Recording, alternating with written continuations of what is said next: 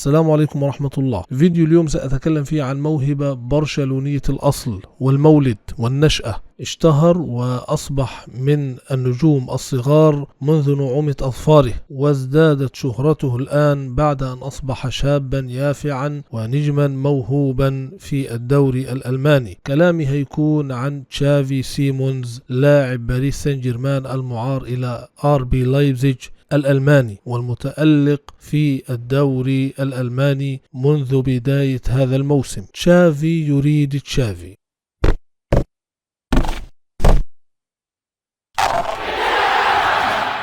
خرج الإعلام الكتالوني وتحديدا صحيفة سبورت بخبر غريب، وهو أن مدرب البرصا تشافي هرنانديز يريد ضم لاعب باريس سان جيرمان المعار إلى لايبزيج الألماني تشافي سيمونز في صفقة لتدعيم الفريق الموسم المقبل، وتحديدا تدعيم مركز الجناح الأيسر الذي ما زال يعاني ولم يجد من يسد الفراغ فيه، سواء فاتي أو فيران توريس أو حتى جواو فيليكس الذي لم يقنع تشافي 100%. فمن هو تشافي سيمونز، وهل هو مناسب لبرشلونة، وهل احتمالية التعاقد معه احتمالية واقعية؟ هل تتوفر الظروف لعودة الابن العاق لبرشلونة تشافي سيمونز، والذي كان كابتن برشلونة في الفئات السنية في اللاماسيا، ثم رفض التجديد لبرشلونة بسبب مطالب مالية عالية على لاعب ناشئ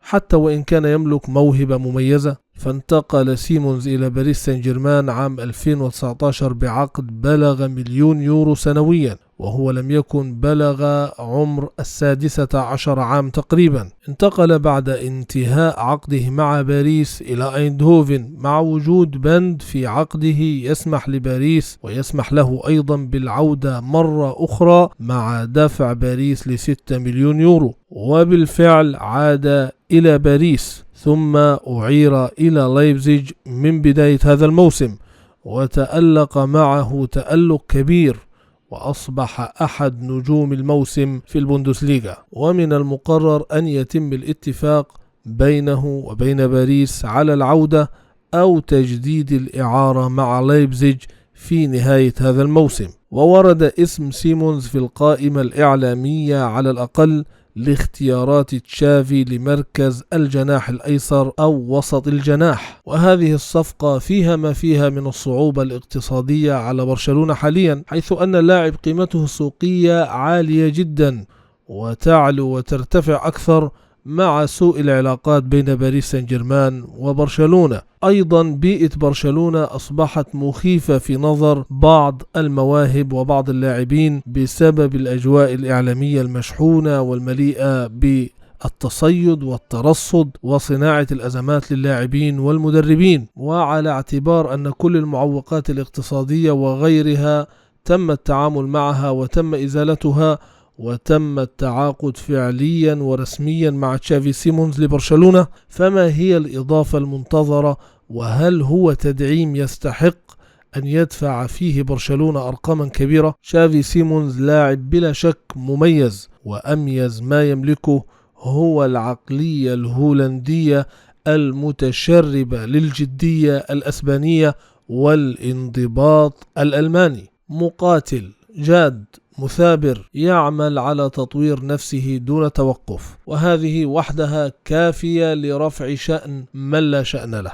يملك أساسيات اللعبة من سرعة جيدة وتمريرة مميزة ومهارة لا بأس بها وذكاء يصل لمستوى الجيد جدا. أيضا من الناحية الجسدية سيمونز تطور جدا من أيام باريس، وحتى الآن هو في تحسن مستمر. ومن الناحية البدنية الولد صاحب مجهودات عالية جدا ولا يكاد يتعب داخل الملعب.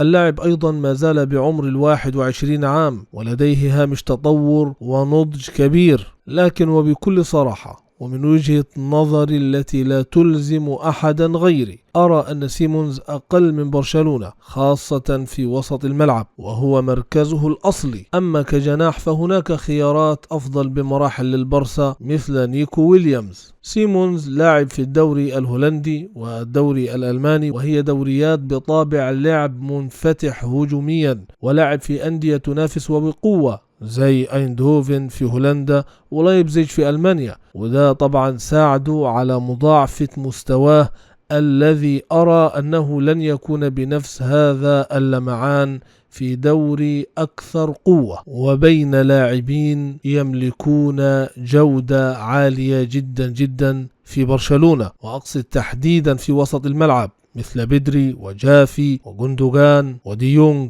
سيمونز كل ما يملكه أنه لاعب كرة قدم بالورقة والقلم بالمسطرة، لاعب يلعب بشكل صحيح ولكن ليس بشكل مختلف أو مبتكر أو مميز وخاص، والكلام ده على الأقل حتى الآن، لأنه زي ما ذكرت هو عمره صغير، فمن أحب أن يراهن عليه فهو يستحق الرهان بلا شك. وفي صفقة أساسية ودور هام يريده له المدرب تشافي هرنانديز، وهو أن يلعب في مركز يعتبر مركزين، وهو الوسط والوسط الهجومي تحديدا، مع عدم نسيان دوره في مركز الجناح، فهو دور ثنائي للاعب سيكون المفترض أن يلعب دورا رئيسيا في تشكيلة وأسلوب لعب تشافي هرنانديز، فلذلك لابد أن يكون اللاعب مختلف ويملك شيء خاص، ولا يكون لاعب كغيره من اللاعبين الجيدين، وإلا لنجح وتألق فيران توريس بسهولة مثلا في مركز الجناح، ولا تألق من قبله كيسيه أو بيانيتش وغيرهم في الوسط. فلا سرعة خارقة يملكها سيمونز، ولا ستايل لعب نادر مثلا، ولا ستايل جسدي نادر أيضا، والذي أراه بوضوح أن صفقة سيمونز لبرشلونة لا تقل مخاطرة عن صفقة